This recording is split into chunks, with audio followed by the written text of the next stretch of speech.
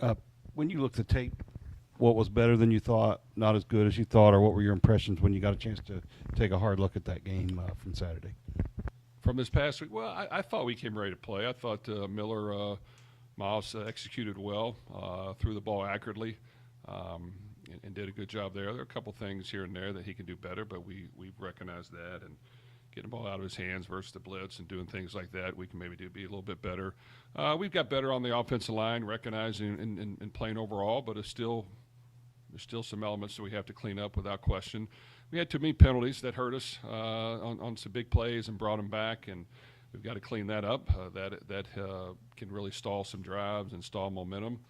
Um, but overall, I thought we did better. I think defensively we played solid football.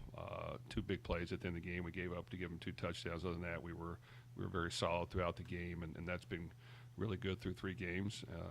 And you know, we know that we will be much more tested against the offenses we face from here on out. So we'll see exactly how we stack up. But it is off to a good start. And special teams, we definitely have done a good job, and it's definitely helped us. And to be that consistent in the kicking game and in the return game has been a huge plus. So if we can continue to do that against really good opponents, will definitely help us moving forward. Jeff, I mean, obviously you have a lot of new pieces in the secondary, but still have some solid pieces with Antonio and D'Angelo. Just seems like that passing defense has been a little better, especially that secondary. What have you liked from that particular group? Well, I think our secondary's played well, and we've done a good job, and that's been good to see. Now, we have not faced passing teams, not 1 week, so how good we're going to be is still to be determined. But we practiced well. I think our starting corners have played really solid football and are very talented. I think we have some backups that can come in and do a pretty good job. Our safeties have played well. We've had pretty good linebacker play that's been consistent. It did help, did hurt not having Stan Kwan, but the others got to step in there and be a little more consistent, which they can. And I think our D-line has been consistent up until this point. So that's the positive, and not to keep bringing it up, but we're going to face much better offenses as we move forward from here on out the rest of the year. So being consistent, making sure that we're still creative in our attack and not too vanilla will be important. You can't just rely on a few things that have worked against certain opponents and think they're just going to continue to work. So we've got to really continue to make sure we're coaching and doing the right things properly to change some things up and give different looks and pressure the quarterback and play aggressive on the outside without getting the ball thrown over our head. So I think, we'll see moving forward how we stack up, and this will be a big week for us. Jeff, if your running game is hindered by Isaac or Duke being limited, if not out of the lineup, how comfortable are you now 3 games in with Miller Moss of saying we're going to have to pass more, we're going to have to, it's going to be the passing game that wins a game? Well, I think Miller's an accurate passer, and we definitely opened it up a little bit more this past week and allowed him to get into rhythm and spread the ball around. That is good. Um, Getting Colin Lacey touches a lot of ways, not only at receiver but in the backfield and in the slot and in the return game is important to make sure that happens. Chris Bell played through some things this past week, which we appreciate that, and hopefully we can get him back closer to 100% as we get to this next game. And some other receivers stepped in and did a good job.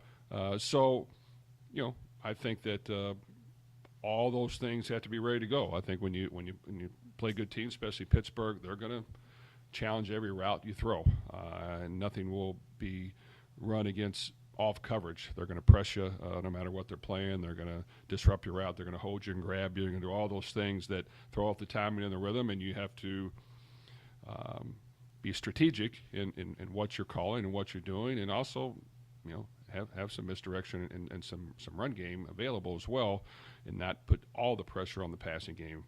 We've done that before, and that can sometimes backfire in the turnovers and mistakes. So, but there's going to come a point in time where, in the course of the game, you have to throw the ball a lot. And there's going to come a time where you got to run it a lot, and we've got to be good at both.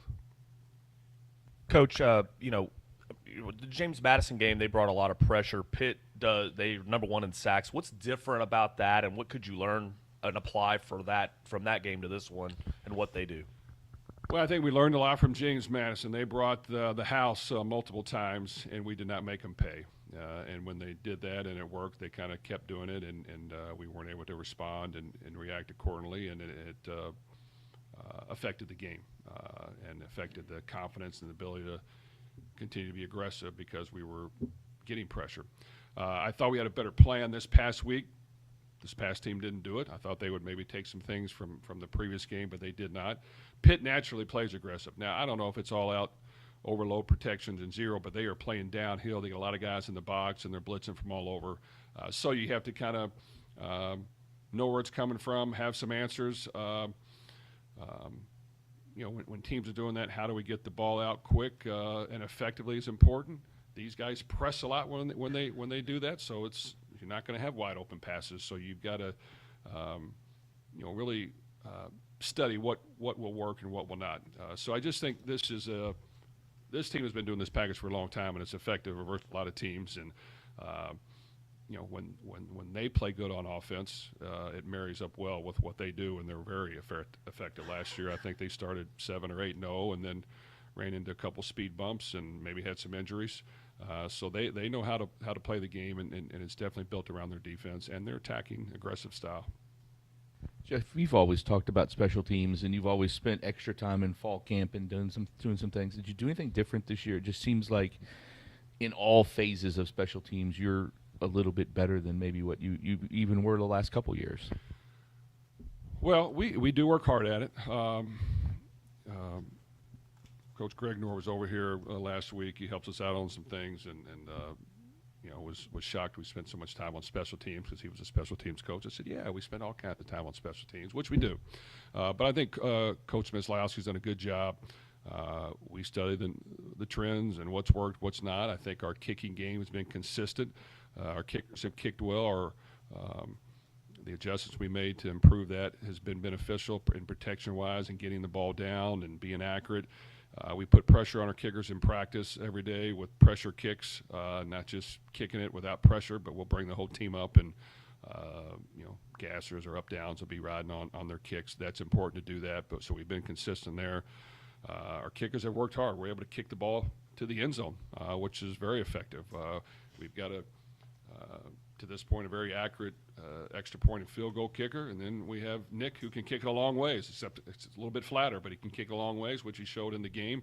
And then I think with Colin in the return game, we have a dangerous weapon, and we blocked well. So those have been pluses, just like with our defense. And overall, we're going to face some teams just like us that have talent and they're well coached, and we'll see how good we can continue to be, but I think we're off to a good start. Jeff, with a guy like Colin who can hit a home run, seems like just about any time he gets the ball, how much easier does he make the offense, and how fun is it to try to figure out different ways to get him the ball? Well, that's what's great about Colin. He is a hard worker. He practices every day. He is tough. I remember last year, even when he had his injury, he came back against Notre Dame. The day of the game was the first day he could be back, and he played well. So that says a lot. And then he came back in the bowl game after being out all year and played well. So he does everything you want as far as his work habits, his practice habits, his toughness. So, yes, we're going to continue to try to make sure he gets his touches because he's a competitor. And I think, when you have a guy like that, it's a great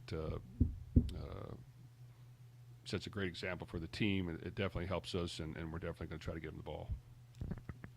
When you're playing, when you start, say, conference play after, like, games you've had,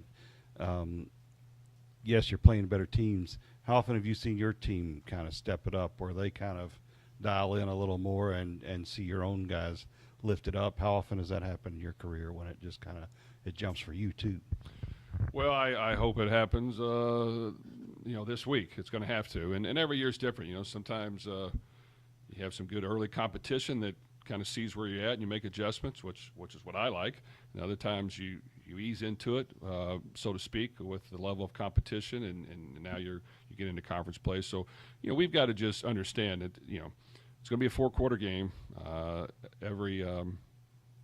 possession matters. How we execute, how we play, the cleanliness of it, and the ability to be crisp in what we're doing is important. And yes, you have to be efficient. You know, as we even the last couple of years here, when we played really efficient football, we can play really good. But man, it's not. The other team's trying to do the same thing, so it's not always going to happen. You just got to be able to snap out of it when they get the momentum. You got to be able to, not have too many negative plays or turnovers or costly things on defense where you give up big plays that really change the tone of the game. So that's going to be important. Is just keeping it close, trying to make big plays. But if it is close, you got to just hang in there and just continue to fight through it and hope that they make a mistake and we can be consistent in our play and find a way to win. But it's always going to be a battle in every conference game unless you're just playing lights out. If it seems like the tone of what you're saying is kind of still yet to be determined with a lot of things as far as this football team, but just from what you've seen through 3 games, do you have kind of a pulse on what you feel like for lack of a better term, potential of this team could be, or what do you feel like, so far is what you're expecting to see moving forward? Well, I mean, I like our team. I think we worked hard. We prepared hard. I think we have a good plan. We've shown good signs, and we've showed some signs where we need to improve. It's still yet to be determined. I think, playing good competition as we're getting ready to will determine where we're at and what else we need to improve and get better at. But I'm always deep down, until I get to the game, fearful of losing. So you gotta prepare, and you've got to work on the things that you need to try to be precise, and then you go cut it loose, get in the game day, and you believe in yourself, and you play confident. But we got to play well, and we've got to use these 3 games and improve on some of the things that we have not been as sharp on, and make sure that we don't repeat the same mistakes. So that's going to be important as we proceed forward, and definitely going on the road is always a challenge, and you've got to be mentally ready for everyone on the team to know that they have to play their best, and they have to be ready to go, and they have to play as hard as they can no matter what until the game's over, and then we'll see what the score is. And I just think you need everyone to buy into the fact that that's how you win the game, not by saving yourself or saying you've already arrived and you're too talented. No, you got to put in the work, and you got to be able to battle on game day, and that's what we got to show on Saturday. Thanks.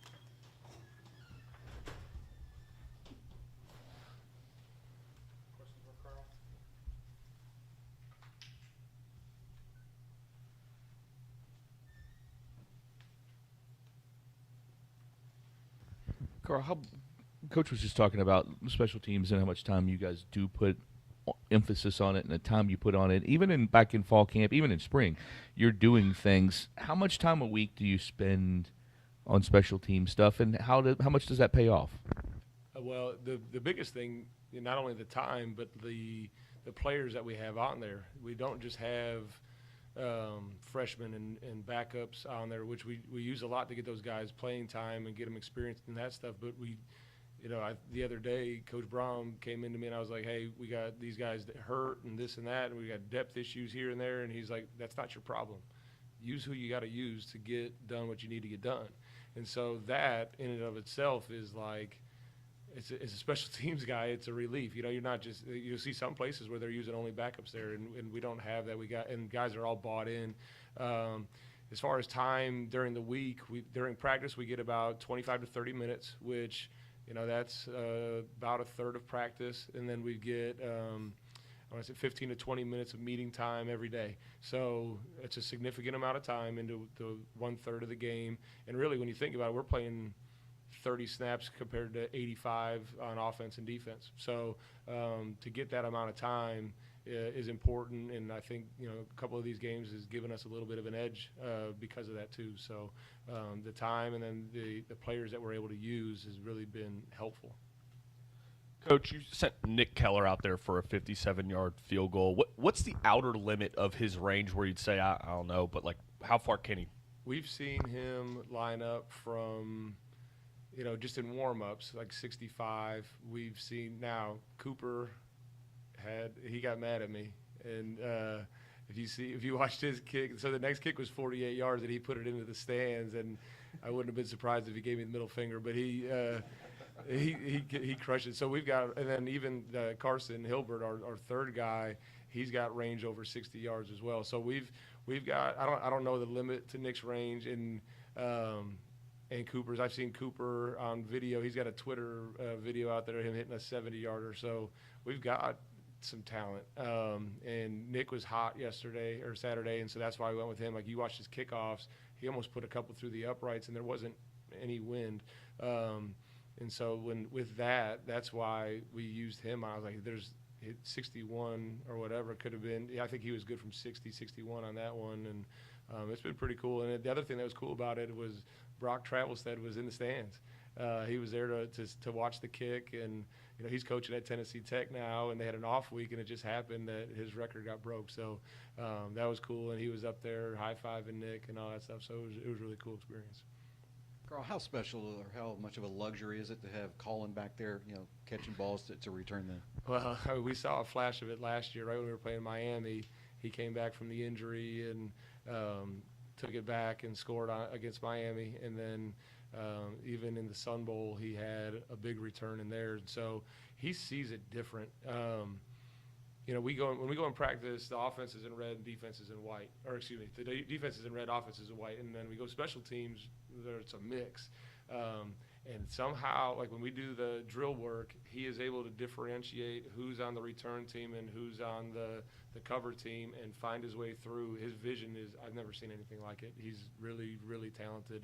And it's been awesome. And he's got a great attitude about it. It's never like, the game was starting to get out of hand, and he goes, I just want one more. I'm like, no, you're done.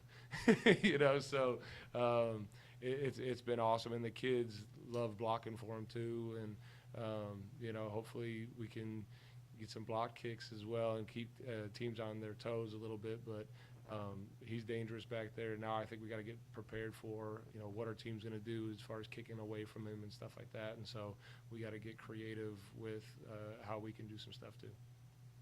That's what I was going to ask on punts. What kind of is that I mean, it's harder to kick away from somebody on punts, but it still can happen. I mean, how do you? I mean, you just have to kind of adjust. Yeah, teams sometimes tip off which way they're going. I think there's two things that teams are going to do. They're going to either put the ball on the sideline, as close to the sideline as they can, and try to pin them in there, or they're going to find ways to get their gunners, their cover guys in motion and set picks and screens for them and stuff like that to free up guys to get there to make the tackle. And when we start seeing teams that rugby a lot, those guys will start rolling one way and kick the other or vice versa. So we do work those things in practice. And, I think one thing that you guys don't really see is like Rodney Johnson and Justin Agu were both their guys on that punt return for touchdown. If you go back and watch the film, both guys are out of bounds. The guys they're blocking, they blocked them out of bounds. Like they totally cleared the field out. By the time Colin got his balance back, there was 15 yards of space between him and those guys that were covering down, and that was those guys. They were just kicking butt up and down the field, and they've done it 3 games in a row now. So we just got to now anticipate, all right, they're going to try to pick those guys off, and we got to find ways to get them to stay on their guys and be creative in doing that. Coach, as a special teams coach, you probably can't have too many good kickers, but is there a point where you have too many good kickers? do you have a lot of competition during the week to determine those things? We have the competition during the week. Cooper's been super consistent. I mean, I think he's got the best start in school history, right? So he's been super consistent, and I think one of the things we tried to do early on is keep him shorter so he can get confidence. And then you got Nick for the longer field goals. I don't know how much longer that can hold out, but it's not a problem for me. It's going to be where it's going to be a problem is, you've got only one kicker at a time. Unless we get really creative, I don't know. I don't know how we do that, but it's just a matter of, we've got selfless guys that are working hard and just waiting for their opportunity, and then that forces the other guys to fight their butts off to keep, their jobs and stuff like that. And I think we've shown in years past where we've used multiple guys. And it's not a matter of, all right, this guy's bad, so we're going to put the other guy in and he's fired. No, it's, hey, just like on defense, we're going to take a linebacker out and put another linebacker in. It doesn't mean your career's over. So they do have that mindset where, yeah, it's a little bit relaxed, but at the same time, it's super high pressure where they want to keep their jobs, and it's been awesome. It's been a really good, fun competition. It's kind of a general question, but is there a major difference between returning punts and returning a kickoff? Is there a different skill set or something different in the mentality of a punt returner that you see? Yes. All right, so one, I think catching a punt, especially at this level in the NFL, is like one of the hardest football skills there is. Because the ball doesn't follow a normal trajectory, right? It'll hit a certain, when it hits its peak, depending on where the nose of the ball is, it'll change its direction of flight and all that stuff. So it's not like just being a center fielder. It's a little bit more than that. So that in and of itself makes it harder than a kickoff where it follows an easy arc. Then the other part is it's shorter kicks, right? And so the gunners, the cover guys get down there a whole lot faster. So you have to have a little more courage just to catch it, and then the vision is a little bit different when you get there. The spacing's different. So then the flip side, kickoff return is more, all right, I'm going to catch the ball, and it's like running a run play on offense. You know what I mean? And they got to have that kind of mindset. And then really it's if I get through the first wave of guys on kickoff, then I'm out. And so we talk about running through the smoke. The old days of thunder, just get through the smoke, and you don't know what's on the other side. You just got to trust it that once you get through there, you're gone. And Colin's unique in that he can do both. And the other part is he breaks tackles. I think that's what makes him so much more effective than a lot of returners that are just fast or whatever. Is he sees it, he's brave, and he breaks tackles, and it's been fun. We hear coaches talk about the extra, you're saving extra yards on punts when you get ones that doesn't bounce back in the hidden yardage. Yep. Is that true on kickoffs when you get a touchback? Is that kind of similar to that? And how important is a touchback? Because it seems Is we're kicking them. Yeah. I hold my breath every time there's a return. It makes me want to throw up because you don't know. One missed tackle, like I said, that guy gets through the smoke, and there's not much on the other side. You got a kicker, which Keller did get a tackle on that one return. But the touchbacks, you negate any big plays. On the return side of it, what's it hurt to return? You got teams that have fair catch level. What's it hurt to return it? If you get it out to the 19-yard line, there's not that much of a difference between scoring opportunities between like the 19 and the 25. So you might as well take a shot because you can't return it out. But as the kickoff team, you can put your stamp on it a little bit. If you're kicking a bunch of touchbacks, it kind of sucks the life out of the other team. And then if you're tackling them inside the 20-yard line, you might be able to get a big hit and the momentum change a little bit too. I don't know what you were doing yesterday, but it was a special teams kind of dream with all the block kicks in the NFL. Do you ever go back and watch and see? Oh, we watch all what did they just do? How did this work? Yeah, the blocks in the NFL are a little different than punt blocks because of all the different the way they protect and their rules and stuff like that. But you get we watch, I'll get texts all day long, especially on Sunday. Did you see, or on Saturday night after the game, hey, did you see this play? Did you see this play? Did you see this play? And a lot of it's like the same plays over and over again, but it's awesome because it's all coming from coaches and then random players, quarterbacks or whatever, sending me stuff. And so I get to see all of it, and we do the Colts versus the Broncos when they had the leverage. The rules not the same in college, but we went over that with our players and stuff like that. Just stuff to be aware of, and like situations come up all the time. So we try to use all of that film, and they love watching the NFL film too because they want to be. And if they're doing that, well, I want to do it. So so all of that has been really helpful. Being able to have access to all that stuff too is really helpful. Good. All right, thanks, guys.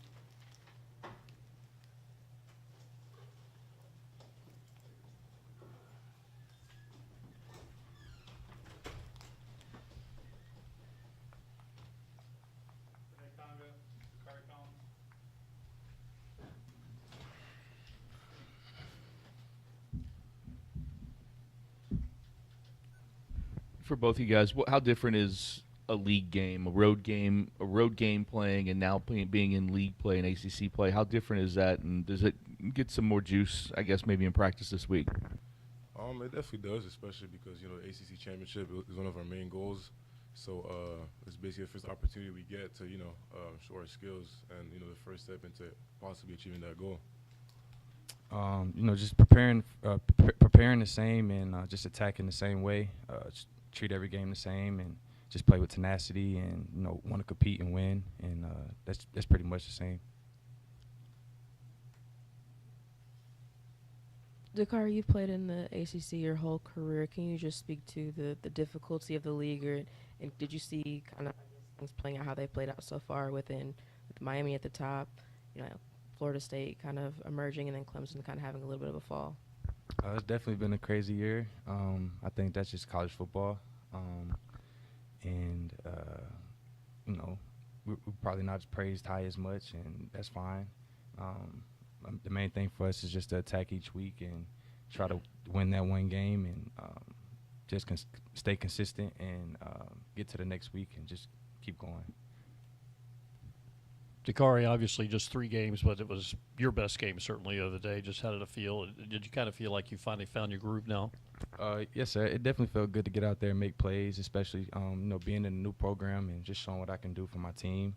And I'm very excited to make plays and get that connection with Miller. It's pretty big, and just got to keep moving forward and staying consistent. Sorry, to follow up on that, how much did the 2-point conversion in the previous game against James Madison kind of kickstart? You know what I mean? Like everybody was excited about that one-handed catch. How much did that kind of get you going? I say a lot. It's very confident. It's good to make plays. Just trying to do my best to help the team and just make every play that I can. So that's what I tell myself every time I step on the field. Just make every play that you can to help your team.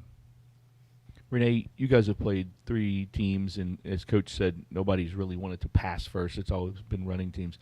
As you move on and teams are going to pass it more, how do you feel like this defense is, especially the front, built to kind of get after it a little bit more? And does that kind of excite you to get some more guys dropping back and throwing it? Oh, yeah, 100%. The linemen in general love to pass rush. You know what I mean? So But like Coach English always says, the first priority is to stop the run. You have to earn the right to pass rush. So stopping the run is still one of our main focuses. Once we do that, and then we can just basically showcase what we can do on those third and long situations. Renee, you guys weren't here obviously 2 years ago when Louisville played at Pitt, but how much can a game, kind of going off of that question, how much can a game like this really set the tone for what you guys want to do in ACC play? It definitely, it definitely sets the tone a lot. Pitt is a very talented team, you know what I mean? So being able to go down to Pittsburgh and, do our best is definitely going to, catapult the rest of the season. The coaches do a great job getting us prepared. And I think, if we do what we're supposed to do, we definitely have, a chance to beat them. So. Dakari, just what is the offense mentality, knowing that Isaac Brown, Duke Watson may not be back or ready for Pitt, or that they're out for right now? Pretty much the same. Next man up. Whoever's behind them have to be ready to help the team contribute, and I think that's good in a way. Just for everybody to have that confidence that we all can play, and we need each other to win, and that's just pretty big. Like it's team effort. So that's the biggest thing. Just playing together and playing with that confidence and swagger.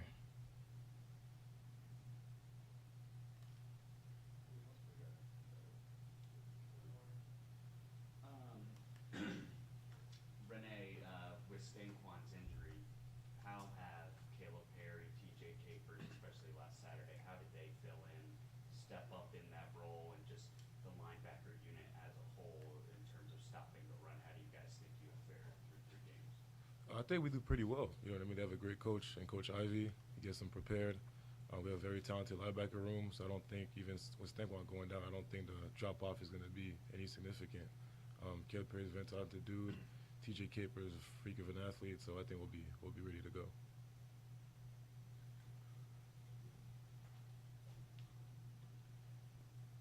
What have you seen so far? I know it's early in the week, but on film, I'm sure you've watched some of Pitt and the quarterback Holstein that they've got. I mean, Holstein is definitely a talented dude. You know what I mean? We all know he's a highly recruited quarterback coming from Alabama. He could definitely throw the ball and whatnot, but I think Coach English has definitely started a good game plan against that, so I think we'll be ready. Thank you. Thank you, guys.